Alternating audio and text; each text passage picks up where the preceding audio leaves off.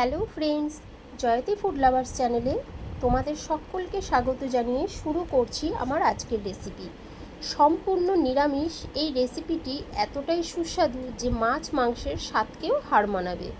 আজকে তোমাদের সাথে শেয়ার করছি দারুণ স্বাদের সয়াবিন কারি রেসিপি। খুব সহজেই তৈরি হয়ে যায় এমন সব রেসিপি আমি তোমাদের সাথে শেয়ার করার চেষ্টা করি।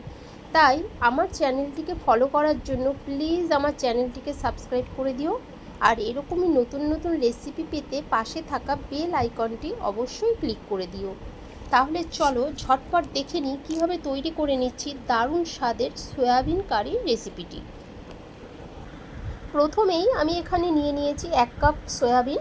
সয়াবিনটা আমি হালকা গরম জলে আধ ঘন্টার জন্য ভিজিয়ে রেখেছিলাম। দেখো সয়াবিনগুলো কি সুন্দর ফুলে ফুলে উঠেছে আর বড় হয়ে গেছে। তো তোমাদের হাতে সময় না থাকলে তোমরা হালকা গরম জলে সয়াবিনগুলো একটু ফুটিয়ে নিতে পারো। এবার আমি এই গরম জলে ভেজানো সয়াবিনগুলো একবার ঠান্ডা জল দিয়ে ভালোভাবে ধুয়ে নেব। ভালোভাবে ধুয়ে ভালো করে জলটা চিপে নেব। চিপে একটা পাত্রে তুলে নিলাম।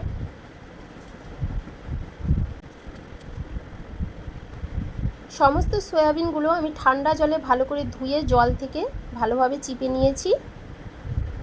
এবার এই সয়াবিনগুলোর মধ্যে দিয়ে দিলাম পরিমাণ অনুযায়ী লবণ, হাফ চামচ লাল লঙ্কার গুঁড়ো,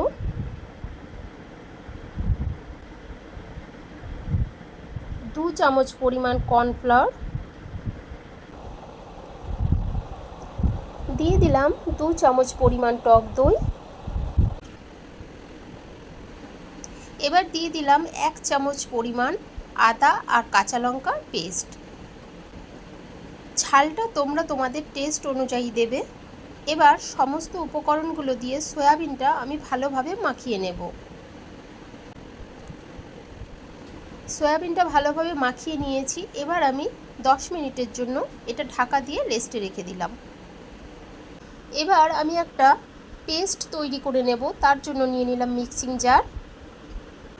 দিয়ে দিলাম 2 চামচ পরিমাণ চারমগজ আর কাজু বাদাম। এবার এর মধ্যে আমি দিয়ে দেব 4 চামচ পরিমাণ লিকুইড মিল্ক। এই দুধ দিয়েই আমি চারমগজ আর কাজু বাদামটা পেস্টটা রেডি করে নেব। দেখো পেস্ট একদম রেডি হয়ে গেছে। এবার ওভেন অন করে আমি প্যান বসিয়ে দিয়েছি আর দিয়ে দিয়েছি পরিমাণ অনুযায়ী সাদা তেল। এখানে 3 থেকে 4 চামচ পরিমাণ সাদা তেল আছে। তেলটা ভালোভাবে গরম হয়ে গেলে প্রথমেই আমি এখানে ম্যারিনেট করে রাখা সয়াবিনগুলো লাল করে ভেজে নেব।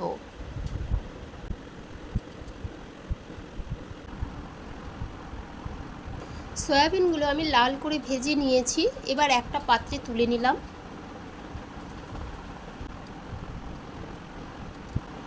এবার এই একই প্যানে আরও কিছুটা সাদা তেল আমি পরিমাণ অনুযায়ী অ্যাড করে দিলাম। তেলটা ভালোভাবে গরম হয়ে গেলে দিয়ে দিলাম 1 চামচ ঘি। এবার ফোড়নে দিয়ে দিলাম একটা তেজপাতা, 1 চামচ গোটা সাদা জিরে, 2টো দারচিনি আর 2টো এলাচ। এবার আমি এর মধ্যে কিছু গুঁড়ো মশলা অ্যাড করব। তাই ওভেনটা অন করে আমি 1 কাপ মতন একটু জল দিয়ে দিলাম, যাতে গুঁড়ো মশলাগুলো পুড়ে না ওঠে। তাই প্রথমেই অল্প একটু জল দিয়ে দিলাম। দিয়ে দিলাম 1 চামচ পরিমাণ আদা কাঁচা লঙ্কা পেস্ট, 1 চামচ পরিমাণ জিরে গুঁড়ো, হাফ চামচ ধনে গুঁড়ো, 1 চামচ লাল লঙ্কার গুঁড়ো, দিয়ে দিলাম স্বাদ অনুযায়ী লবণ, আর দিয়ে দিলাম 4 ভাগের 1 ভাগ হলুদ গুঁড়ো। এবার এই সমস্ত গুঁড়ো মশলাগুলো আমি ভালোভাবে কষিয়ে নেব। দেখো মশলাটা খুব ভালোভাবে কষিয়ে নিয়েছি, তেল ছেড়ে দিয়েছে। এবার এর মধ্যে আমি দিয়ে দিলাম তৈরি করে রাখা কাজু চারমগজের পেস্ট। এবার ভালোভাবে মিশ্রণটি আমি কষিয়ে নেব।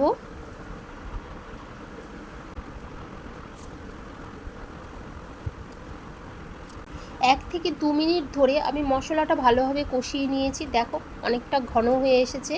এবার আমি ভেজে রাখা সয়াবিনগুলো এর সাথে ভালোভাবে কষিয়ে নেব।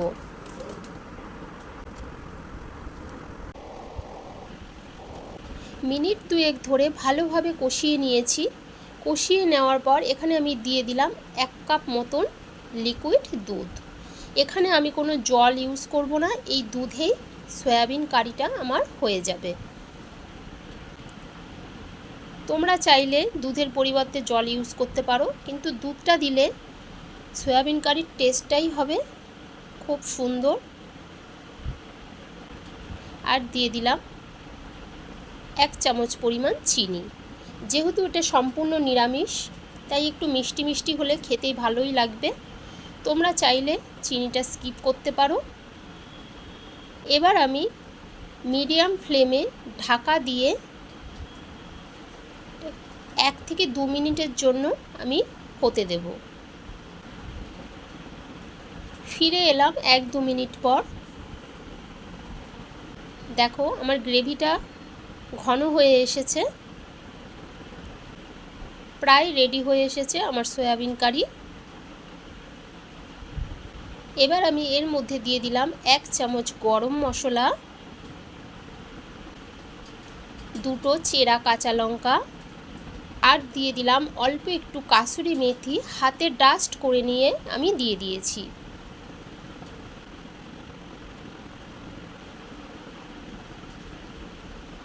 এবার লো ফ্লেমে 1 মিনিট মতন একটু হতে দেব। দেখো বন্ধুরা, কি দারুণ হয়েছে এই রাজকীয় স্বাদের সয়াবিন কারি রেসিপিটি। এরকম একটি সুস্বাদু রেসিপি থাকলে মাছ মাংসের স্বাদকেও হার মানাবে।